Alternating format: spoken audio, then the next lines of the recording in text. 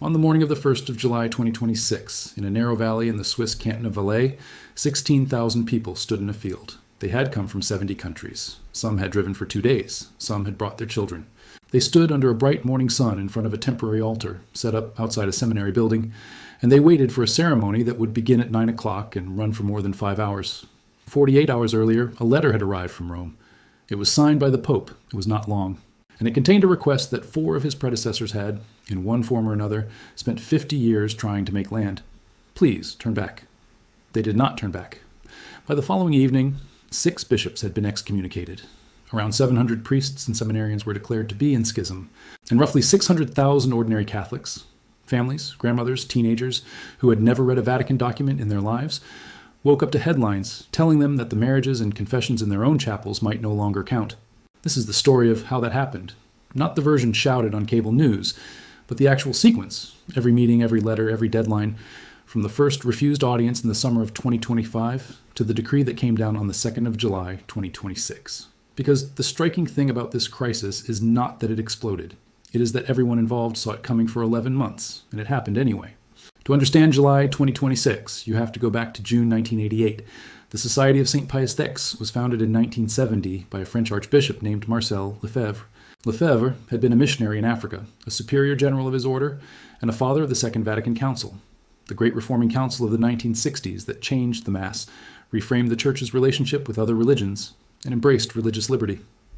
Lefebvre came to believe the council had gone badly wrong, not in its details, in its direction. So he built something outside it, a seminary at Écône in Switzerland, a network of chapels, a priesthood formed entirely in the Old Latin liturgy, insulated from reforms he considered a rupture with tradition. Rome tolerated it. Then it didn't. Then it tried, again and again, to pull the society back in. 4 popes tried. Paul VI suspended Lefebvre and kept talking. John Paul II negotiated for years, and in 1988, those negotiations came within a hair of succeeding. An agreement was actually signed, before collapsing within a day over the single question of who would choose the society's bishops. On the 30th of June, 1988, Lefebvre consecrated 4 bishops without a papal mandate. John Paul II declared the act schismatic. Lefebvre and the 4 were excommunicated. But notice what did not happen in 1988. The penalty stopped at 5 men. The society's priests were not excommunicated. Its laypeople were not excommunicated. The door was deliberately left ajar. And over the next 3 decades, Rome kept opening it wider. In January 2009, Benedict XVI lifted the 1988 excommunications outright, an act of pastoral reconciliation, though it left the society's canonical status unresolved. Francis went further, and in the most practical way possible. In 2015, he granted SSPX priests the faculty to validly hear confessions. In 2017, he allowed them to witness marriages. Think about what that means.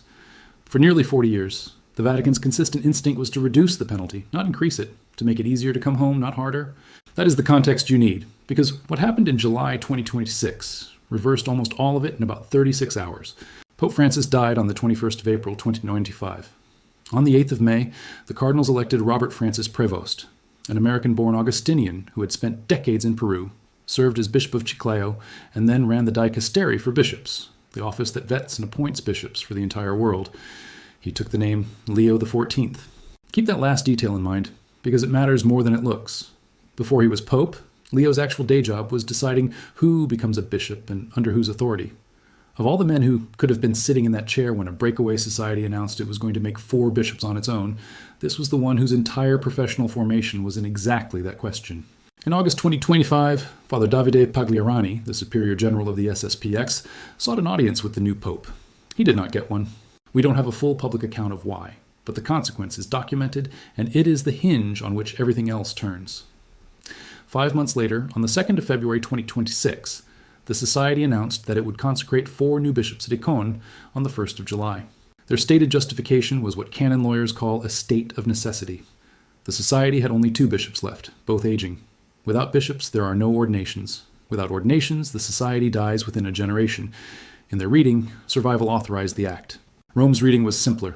Consecrating a bishop without a papal mandate is, under church law, among the gravest acts a Catholic bishop can commit, and it carries excommunication automatically, not as a punishment handed down afterward, but as a consequence built into the act itself.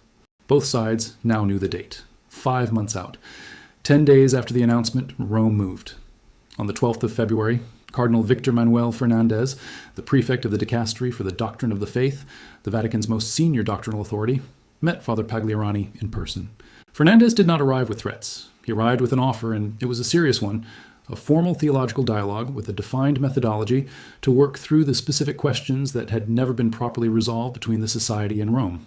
Not a photo opportunity, a structured process. There was one condition: suspend the ordinations, not cancel them. Suspend them. Pause the clock while the talking happens. The Society said no. This is the moment worth sitting with, because everything after it runs downhill from here. Rome offered dialogue in exchange for a pause. The Society declined the pause, which meant that from mid-February onward, the two parties were no longer negotiating over whether the ordinations would happen. They were negotiating over what the penalty would be. On the 13th of May, Fernandez made it explicit. He issued a public communiqué stating in plain terms that ordaining bishops without the papal mandate would be a schismatic act and would result in excommunication. That is not a hint. That is not diplomatic language. That is the Vatican's chief doctrinal officer telling a group in writing 7 weeks in advance exactly what will happen to them. 3 days later, the SSPX put up an official website for the ceremony. For most of the spring, Pope Leo said almost nothing publicly about any of it. That changed on the 16th of June. He was at Castel Gandolfo, the papal residence in the hills outside Rome. Journalists were waiting. Someone asked about the coming ordinations. His answer was not a threat, and it was not a plea. It was something more unsettling than either. He said the Society had been invited, that he was still considering making another appeal, that he wanted them to live communion within the Church, and then he said the choice was theirs, and that they needed to understand what it would mean for them and for the Church. Then he added the line that told everyone listening how this was going to end. Division among Christians, he said, is always a painful matter. But the Society refuses to accept certain fundamental elements of the Church, beginning with various points of the Second Vatican Council. If they make those choices, he is sorry, and the Church must move forward. Read that carefully. There is no ultimatum in it, no deadline, no threatened penalty, no confrontation. It is the opposite. It is a man describing a departure he has already accepted as likely and declining to chase it. 4 popes had spent 5 decades trying to make the SSPX stay. Leo, in about 30 seconds on a gravel path, said the Church would keep going without them. On the 26th and 27th of June, Leo convened an extraordinary consistory, a full gathering of the world's cardinals, called to discuss peace and synodality. The SSPX was not formally on the agenda. It didn't need to be. Cardinals raised it anyway, and more than one voiced real concern about what was going to happen at Icone in 4 days. The consistory ended, and it issued nothing on the subject, no statement, no collective appeal, no warning. If you were watching from Icone, that silence could have been read 2 ways. Either Rome had decided not to escalate, or Rome had already decided everything and simply wasn't announcing it in advance. It was the second one. On the 29th of June, the feast of Saints Peter and Paul, the patronal feast of the city of Rome, and the single most symbolically loaded date on the papal calendar, Pope Leo XIV wrote to the Society of St. Pius X. The letter was published by the Vatican the following morning, roughly 48 hours before the ceremony. It is not a long document, and if you are expecting a legal broadside, it isn't that either. Its structure is worth walking through because it tells you exactly how this pope thinks. He opens by naming his own position. He writes with a paternal heart, conscious of the responsibility entrusted to him by the Lord as the successor of the Apostle Peter, addressing the superior general and, through him, the bishops, priests, seminarians, and faithful connected to the fraternity. Then he praises them, genuinely and at length. He acknowledges the Society's devotion to liturgical life, its commitment to priestly formation, its apostolic zeal, its desire for fidelity to tradition, and he says explicitly that this is precisely why his predecessors had shown them such attentive and generous treatment for so long. Then he asks, not orders, asks. Filled with Christian affection, he says, he pleads with them and asks them with all his heart, please turn back. And he urges them to consider carefully the spiritual good of ordinary believers, because the act they are about to commit would deprive those people of the licit, and in some cases even valid, reception of the sacraments they love and seek. And then he closes with the line that traveled around the world. To tear the seamless garment of Christ, he wrote, is a sin of extreme gravity. He prayed that the Lord would enlighten their consciences and awaken their hearts. And he said that with a sorrowful yet hopeful heart, it was his duty, through the authority received from Christ, to ask them to desist. He entrusted the whole thing to the Immaculate Heart of Mary, Mother of Good Counsel, the same title under which he had served as a young Augustinian. Notice what is absent. There is no mention of excommunication anywhere in it, no penalty, no deadline. Fernandez had already spelled out the consequences in May, and Leo does not repeat them. The letter is doing something else entirely.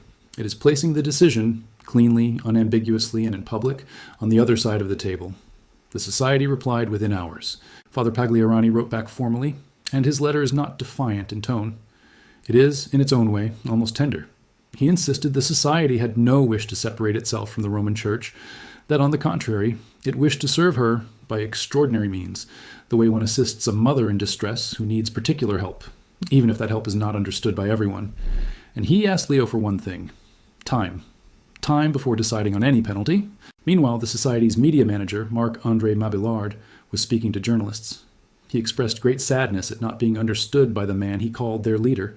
And then he said the 11 words that ended any remaining ambiguity. They were changing absolutely nothing in their plans. Asked directly, by phone, about the prospect of excommunication, Mabillard said they did not fear it. It pained them immensely, he said, but they believed the good they were seeking was greater than the pain that would be inflicted on them. That was the 30th of June. The 1st of July began under a clear sky in the mountains.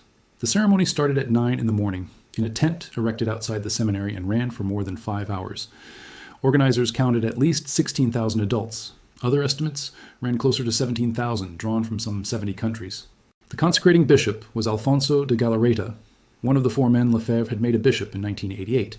He was assisted by Bishop Bernard Fellet, another of the 1988 4, and for many years the public face of the Society's negotiations with Rome. The 2 survivors of the last schismatic consecration performed the next one, 38 years apart, in the same field. The 4 men consecrated were Marc Hanapier and Michel Poinsinet de Sivry, both of France, Pascal Schreiber of Switzerland, and Michael Goldade of the United States from St. Mary's, Kansas. Under canon law, the excommunication was not something Rome now had to impose. It was incurred in the act itself, latae sententiae, the sentence having already been passed. The moment the consecrations were complete, all 6 bishops were, in the Church's understanding, outside communion. The people standing in that field had, in most cases, been going to Mass in an SSPX chapel their entire lives. On the morning of the 2nd of July, the Dicastery for the Doctrine of the Faith issued its decree, along with an explanatory note. Both were signed by Cardinal Fernandez, by Monsignor Armando Mateo of the doctrinal section, and by Archbishop John J. Kennedy of the disciplinary section. The decree declared, for all legal purposes, that all 6 bishops involved were excommunicated. But this is where 2026 stops resembling 1988. In 1988, the penalty reached 5 men and stopped there. In 2026, the dicastery confirmed that the excommunication extended to the participating bishops, to SSPX clergy, and to any lay faithful who formally adhere to the society. It declared the SSPX to be in schism as a body, and it withdrew the sacramental concessions Francis had granted, stating that confessions and marriages celebrated by SSPX priests would be considered invalid going forward. Cardinal Pietro Parolin, the Secretary of State, expressed deep sorrow, saying the ordinations broke the unity of the Church and carried specific sanctions. The note also did something easy to miss in the headlines. It repeated, explicitly, that the Church remains open to welcoming back anyone who seeks full communion. The Society rejects the label. The SSPX denies that it is in schism at all. That has been its consistent position for decades, and it remains its position now. And there is real criticism of Rome's severity here, which an honest telling has to include. Writing in The Spectator, the day after the decree, Jane Stannis called the excommunication brutal. Others have argued that extending penalties to lay people punishes the least responsible people in the entire dispute, the families in the pews who decided nothing. Others make the opposite case, and it is not a weak one. Father Gerald Murray, a canon lawyer, put it plainly. What happened at Icone was not merely the absence of a papal mandate, but clear disobedience and direct defiance of Pope Leo after a written appeal. On that reading, excommunication was not a choice Rome made. It was the only outcome the facts left available. Here's the part of the story that got the fewest headlines and affects the most people. The Society counts roughly 600,000 faithful. Most of them are not theologians. They are families who go to a chapel down the road. In the days after the decree, they were left working out what the note actually meant for them, and they were not all reaching the same answer. Mabillard, the same media manager, laid out the strict reading that lay faithful would have to write to their diocesan bishop and stop attending the Society's places of prayer, and that without doing both, they were certainly excommunicated. He then said of himself that he was excommunicated as of that day, but that reading was not universal even within the Society.